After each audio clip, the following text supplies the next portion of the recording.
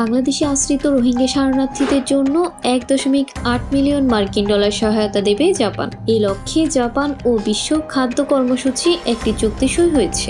মঙ্গলবার ঢাকার জাপান দূতাবাস এ তথ্য জানায়। ঢাকায় নিযুক্ত জাপানের রাষ্ট্রদূত সাইদা শিরিচি বলেন, জাপান সরকারের সহায়তা রোহিঙ্গাদের জীবনযাত্রার মান উন্নত করবে।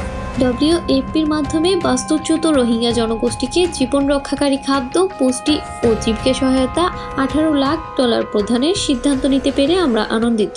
আমরা আশা করি এই সহায়তা তীব্র খাদ্য ও অপুষ্টি সংকট দূর করতে এবং শিবিরে বসবাসকারী মানুষের জীবনযাত্রার মান উন্নয়ন করতে সাহায্য করবে।